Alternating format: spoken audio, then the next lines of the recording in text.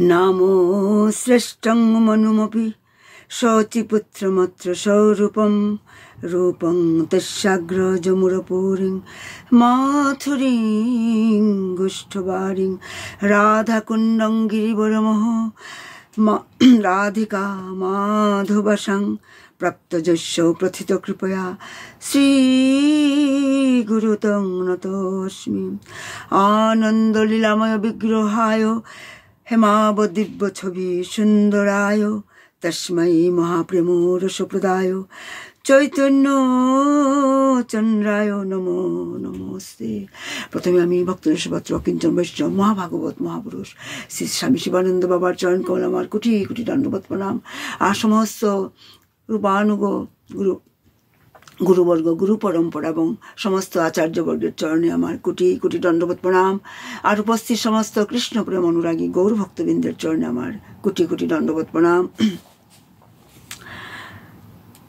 আমরা কৃষ্ণদাস কবিরাজ গোস্বামীর শ্রী শ্রী চৈতন্য চরিতামৃতের মধ্যলীলা দ্বিতীয় খণ্ডের আমরা প্রয়াগে শ্রী রূপশিক্ষা সেই ঊনবিংশতি অধ্যায় আজ কয়েকদিন ধরে রসাস্বাদন করেছি। আমরা দেখেছি কিভাবে চৈতন্য মহাপ্রভু রূপ গোস্বামীকে প্রয়াগে তিনি ভগবত ভক্তিরসের তিনি শিক্ষা দান করেছিলেন। তাই চৈতন্য চরিতামৃত এমনই একটা গ্রন্থ যেখানে বায়ুতত্ত্ব, অগ্নিতত্ত্ব, ভূমিতত্ত্ব, রসতত্ত্ব, ভগবত ভজনের তত্ত্ব সব কিছু সেখানে মানে উল্লেখ আছে। মানে তাই তো বলা হয় এটা অমৃতের খণ্ড, যেখানেই হাত দেবো মিষ্টি বেরোয়। মানে চৈতন্য মহাপ্রভু তাই তো আমরা দেখেছি মায়া বদ্ধ জীব, আমরা সংসারে এসে আমরা দুঃখ যাতনা ভোগ করছি। কৃষ্ণ ভুলিয়া জীব অনাদির বহির্মুখ, অতএব মায়া তারে দেয় সংসার দুঃখ। সত্যি তো আমরা দেখেছি এই সংসারে আমরা দেখেছি যে পরিবারের সঙ্গে যখন আমাদের সম্পর্কটা ভালো হয় তখন আমরা খুশি হই। যেখানে পরিবারের সঙ্গে সম্পর্ক ভালো নেই সেখানে আমরা খুশি হতে পারি না। কিন্তু সেই যে সম্পর্ক পরিবারের সঙ্গে সেটা তো ক্ষণস্থায়ী সম্পর্ক। এই জন্মে যারা মা বাবা হয়েছেন, আগের জন্মে তারা আমার কে ছিলেন, প্রত্যেকটা জন্মে আমরা এক একজন মা বাবা আমরা পেয়ে থাকি আমরা। তাই এই সম্পর্ক চিরস্থায়ী নয়। তাই আমাদেরকে মানে স্থায়ী সম্পর্ক ভগবানের সঙ্গে তৈরি করতে হবে, ভগবানের সঙ্গে আমাদেরকে সম্বন্ধ স্থাপন করতে হবে। তাহলে আমরা নিত্য আনন্দ লাভ করতে হবে, নিত্য মানে আনন্দ আমরা লাভ করতে পারবো, যেটার কোনো দিন ক্ষয় হয় না। মানে তাই মহাপ্রভু কি বলছেন, ভগবান শ্রীকৃষ্ণ তিনি গীতাতে কি বলেছেন অর্জুনকে, পত্রং পুষ্পং ফলং তিয়ং যে যথামা প্রযোজ্যতি। পত্রং মানে কি, মানে তুলসী পত্র। তুলসী পত্র আমাদেরকে ভগবানের চরণে আমাদেরকে নিবেদন করতে হয়। তার মানে কি, এটা অর্থই হচ্ছে আমাকে আই হ্যাভ টু সারেন্ডার এটা লোটাস ফিট অফ ভগবান শ্রীহরি। এই তুলসী পত্র সারেন্ডার মানে নিজেকে মানে ভগবানের চরণে সঁপে দিতে হবে। আর পুষ্প মানে এটা হচ্ছে মানে আমাদের সুমন, মানে সুমনকে, আমার সুন্দর মনকে নিজেকে ভগবানের চরণে সঁপে দিতে হবে, যেভাবে একটা স্ত্রী তার স্বামীর চরণে নিজেকে সঁপে দেয়। তারপর পত্রং পুষ্পং ফল মানে ভগবান তো ফল ভালোবাসেন, কিন্তু কোন ফলটা, ফল সেটা হচ্ছে ভালো ভালো কর্মের ফল। আমাদের ভালো ভালো কর্মের ফল আমাদের ভগবানের নিকটে সঁপে দিতে হবে। মানে সেটাই বলা হচ্ছে, মানে পত্রং পুষ্পং ফলং তিয়ং। তাই আমরা যখন মালা জপ করি, মালা জপ করে করে মনকে কি করতে হবে, ভগবানের চরণে সঁপে দিতে হবে। কর্মের ফল ভালো মন্দ সব কিছু মানে ভগবানের চরণে সঁপে দিতে হবে। কারণ আমাদেরকে পাপ পুণ্যের ফল আমাদেরকে ভুগতে হয়।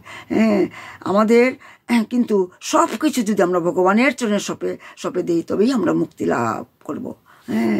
আর তুয়ং মানে কি, পত্রং পুষ্পং ফলং তুয়ং মানে জল।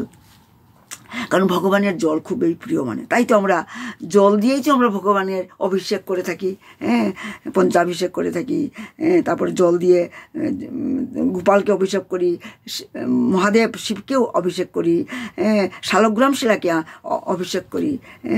কিন্তু কোন জল দিয়ে আমাদের করা উচিত অ্যাকচুয়ালি? যখন সুদামা বিপ্র যখন ভগবানের কাছে যখন গিয়ে এসেছিলেন, তখন তিনি কোন জল চড়িয়েছিলেন ভগবানের কাছে? কোন জল দিয়ে তিনি অভিষেক করেছিলেন? কি জল দিয়ে ভগবানের চরণ ধুয়েছিলেন? কি জল দিয়ে? চোখের জল দিয়ে তিনি ভগবানকে অভিষেক করেছিলেন। যদি ভক্ত আমরা যদি ভগবানকে চোখের জল দিয়ে ধুয়ে অভিষেক করি, মানে জল দিয়ে ধুয়ে দিই, সেই জলেই হচ্ছে গঙ্গার জল। আর চোখের জল দিয়ে অভিষেক তাই আমাদের করা উচিত। ভগবানের জন্য আমাদের মানে এমনই মানে এতই প্রেম হওয়া উচিত যে চোখের জল দিয়ে যাতে আমরা ভগবানের চরণ অভিষেক করতে পারি। মানে ভগবানকে আমাদেরকে খুব ভালোবাসতে হবে, প্রেম করতে হবে, চোখের জল দিয়ে আমাদের পা ধুয়ে দিতে হবে, অভিষেক করতে পারি যেন। ভগবানের জন্য আমাদের কাঁদা উচিত, না জপ করে, না তো মানে তপস্যার দ্বারা, না জপের দ্বারা, না তো মানে এই তো মানে জপ মানে তপস্যা দ্বারা ভগবানকে পাওয়া যায় না। এই কলিযুগে একমাত্র মানে কি ভাব দিয়ে, মানে কান্নার দ্বারা এবং চোখের জল দ্বারা আমরা ভগবানকে লাভ করতে পারি। ভগবান তখন নিজে ছুটে চলে আসেন আমাদের কাছে, ভক্তের কাছে চলে আসেন। যেমন একটা বাচ্চা, 7-8 মাসের বাচ্চা যখন বিছানার থেকে ধারে কাছে মানে বিছানার থেকে পড়ে যায়, তখন সে চিৎকার করে কাঁদতে থাকে, তখন তার মা দৌড়ে ছুটে চলে আসে, বাচ্চাটাকে কুলে নিয়ে নেয়। ঠিক সেইভাবে ভগবানও আমাদের চোখের কান্না দেখে, আমার কান্না দেখে ভগবান ছুটে চলে আসেন। এই জন্যই তো আমরা দেখেছি বৃন্দাবনের গোপীরা শুধু কাঁদতো। যশোদা মা শুধুই কাঁদতেন কৃষ্ণের বিরহে। কৃষ্ণ চলে গিয়েছিল 2 দিনের জন্য, কথা দিয়েছিল, কিন্তু 100 বছর ফিরে আসেনি। আর সেই চোখের জলের যশোদার মার একটা বাড়িতে এত কাঁদতেন, একটা নালার মতো বয়ে গিয়েছিল, চোখের জল বিসর্জন এত হয়েছিল, প্রায় অন্ধের মতো হয়ে গিয়েছিলেন। গোপীরা সবসময় কাঁদতো, অশ্রু বিসর্জন করতো।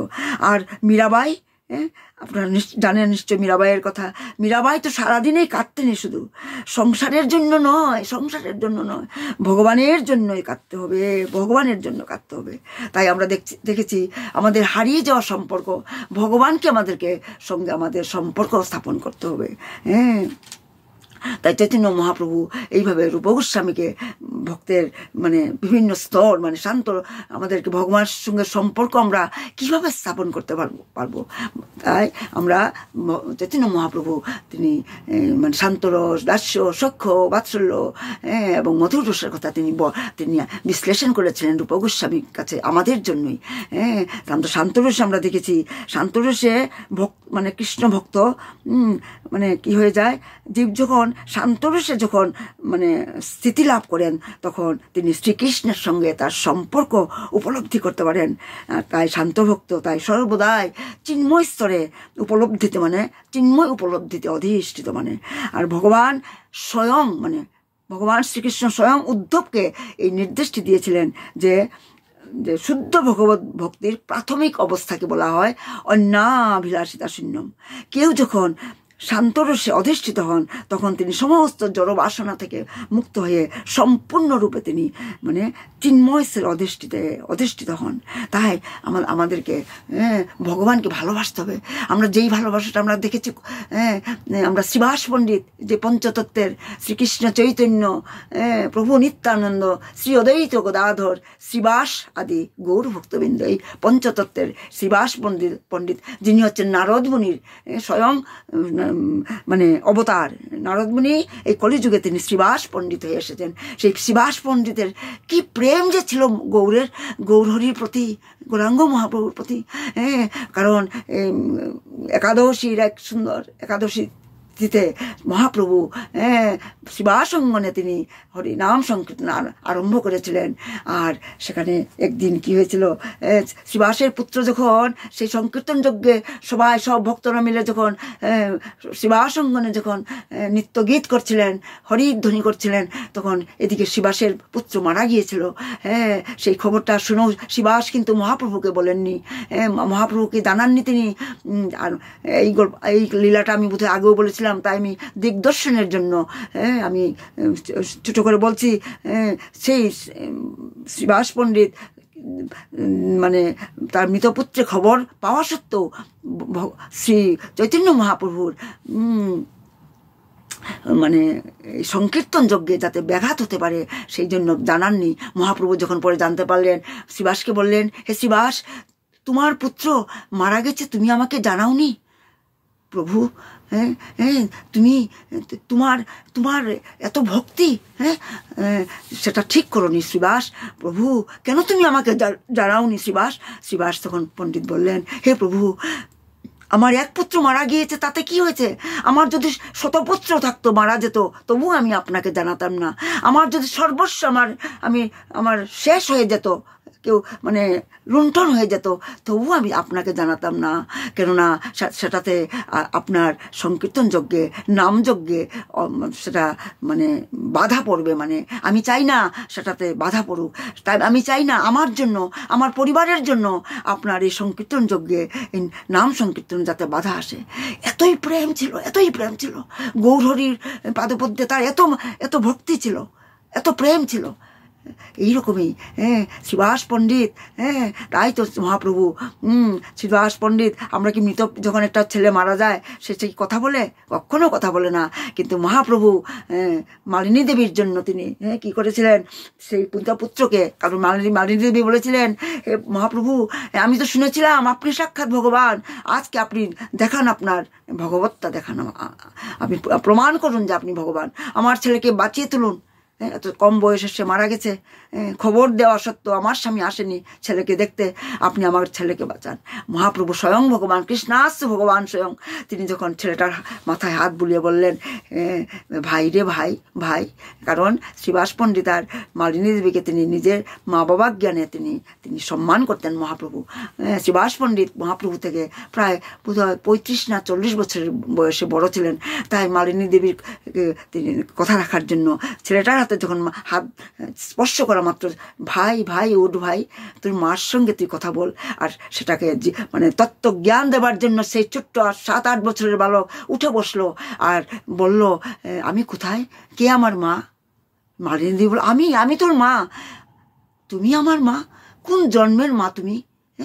সেই ছেলেটার সেই তত্ত্ব সিদ্ধান্তের কথা বলেছিল, যে আমাদের এই যে পঞ্চভূতে গোড়া শরীরের কোনো দাম নেই, সেটা সেই পঞ্চভূতে মিলে যায়। তাই তো সেই ছেলেটা বলছে, তুমি কোন মার কথা বলছো?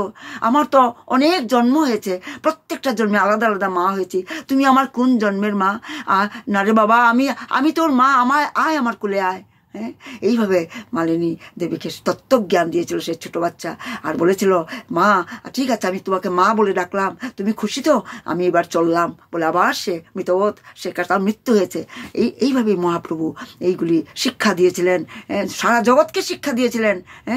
আর তাই বলা হচ্ছে, আজ প্রয়াগে চৈতন্য মহাপ্রভু আমাদের জন্য, কলিহত জীবদের, বদ্ধ জীবদের জন্য চৈতন্য মহাপ্রভু রূপ গোস্বামীকে তিনি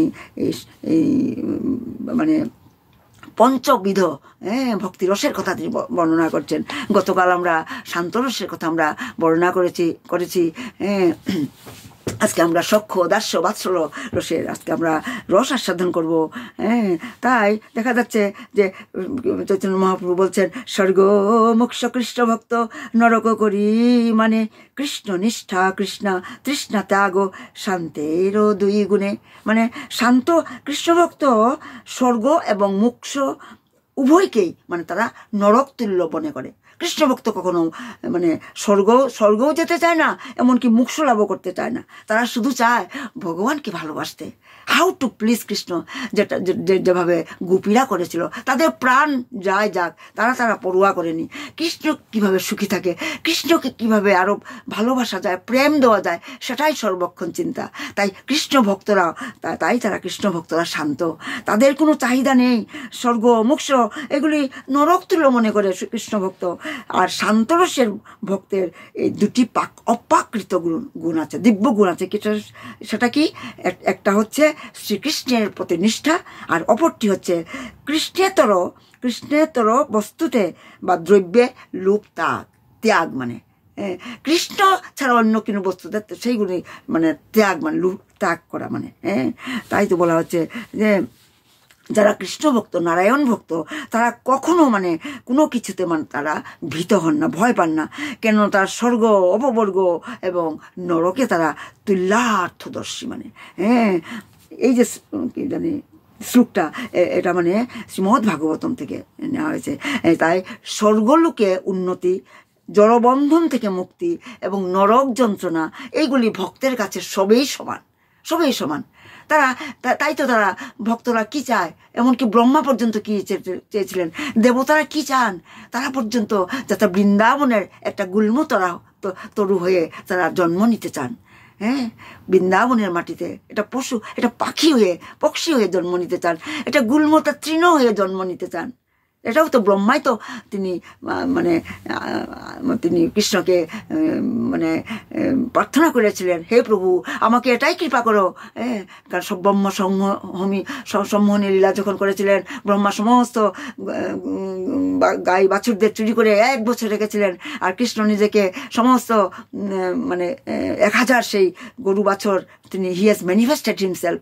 আর এইভাবে 1 বছর তিনি প্রত্যেকটা গোপী মানে বৃন্দাবনের গোপী যারা মা, তাদের সন্তানরা তাদেরকে চুরি করেছিল, গাভীদের চুরি করেছিল, আর গোপ বালকদের চুরি করে রেখেছিল ব্রহ্মা।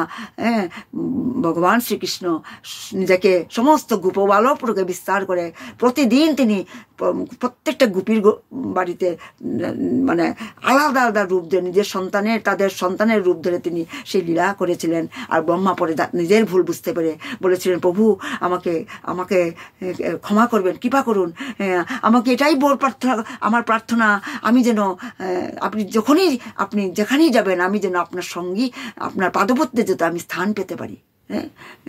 তাই তো আমরা দেখেছি কলিযুগে ব্রহ্মা অদ্বৈত আচার্য অ্যাকচুয়ালি মানে এই যে কি বলা হয়, ব্রহ্মা যে বিষ্ণু এবং শিবের মানে সমন্বয়, তার অবতার মানে অদ্বৈত আচার্য।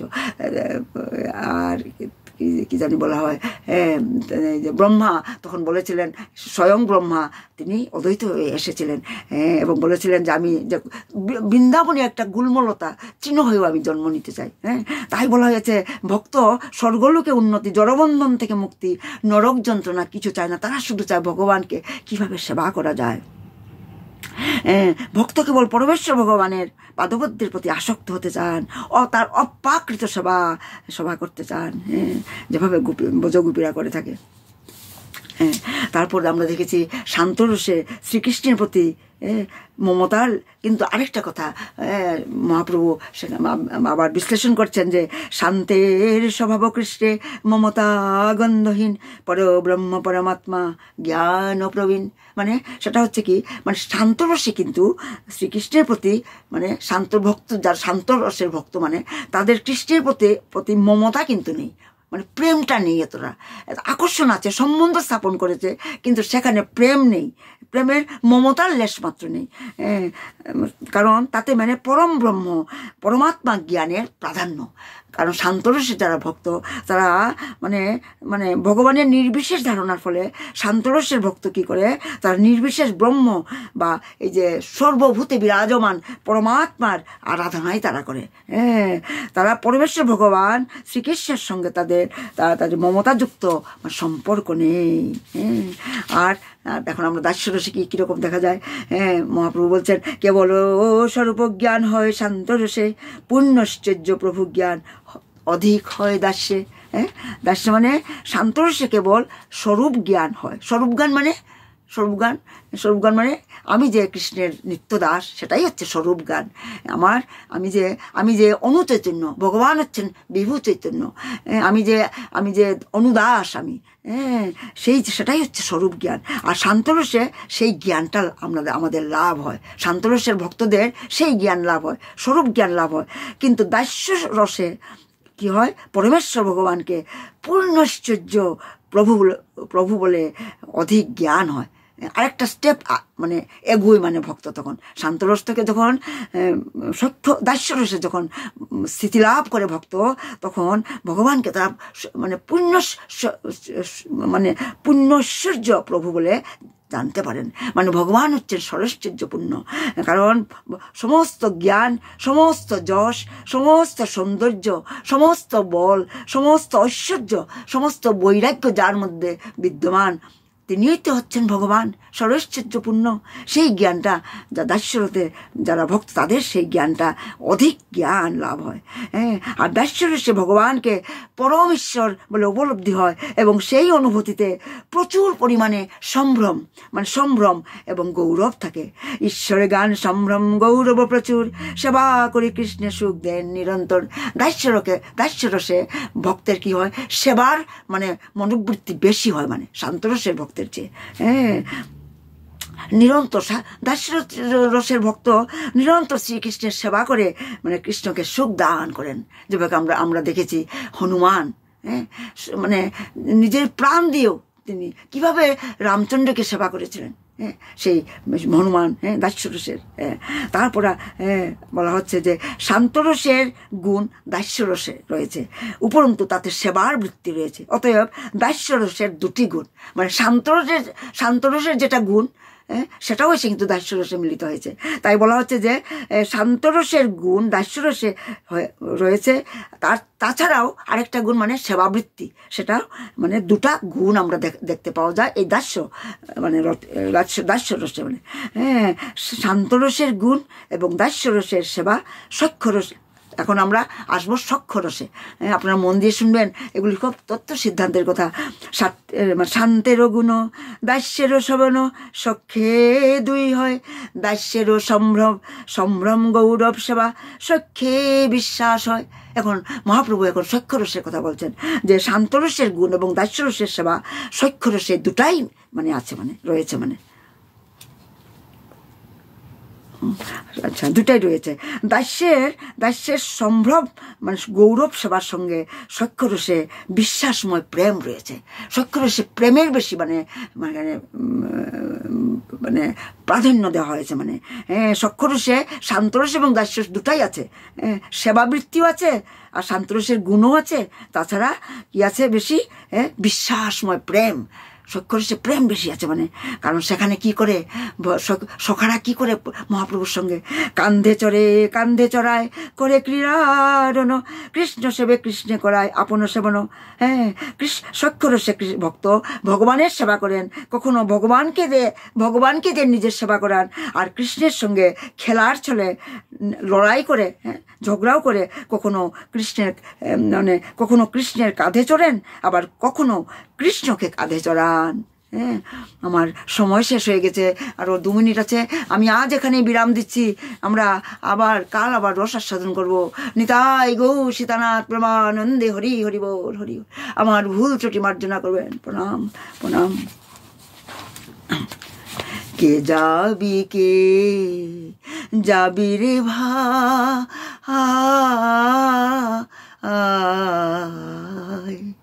ভব সিন্ধু পার, ধন্য কলি যুগের গোরা অবতার, চৈতন্য অবতার।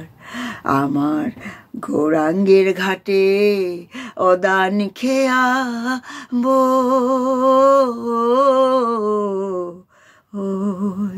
আরে জড়ই অন্ধ আতুর অবধি পার হয়।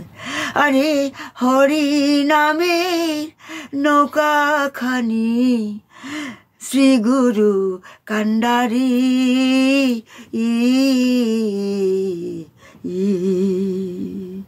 শ্রী গুরু কান্ডারি। আরে সংকীর্তন কত করো আলো, দুই বাহু প্রসারী।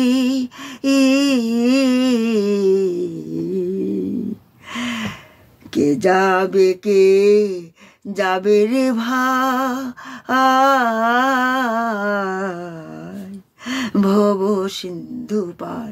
তাই তো মহাপ্রভু বলছেন, নিত্যানন্দ প্রভু বলছেন, কে কে যাবে তোমরা সবাই আসো, গৌরাঙ্গের ঘাটে আসো। অনেক অনেক ঘাট আছে, আমরা অন্য ঘাটে যাব না, আমরা সেই গৌরাঙ্গের ঘাটে যাব যেখানে গুরুদেব হচ্ছেন সেই নৌকার কান্ডারি, মানে গুরুদেব হচ্ছেন কান্ডারি। আর আমরা সেই নৌকাতেই উঠবো। আর দুই বাহু বলে আমরা বলবো হরে কৃষ্ণ কৃষ্ণ কৃষ্ণ হরে হরে, হরে রাম রাম রাম হরে হরে। হরি বল। জয় স্বামী শিবানন্দ বাবা কি জয়, সদ্গুরু কি জয়, সৎসঙ্গ কি জয়, শ্রী স্বামী মহারাজ কি জয়। প্রণাম সবাইকে, প্রণাম।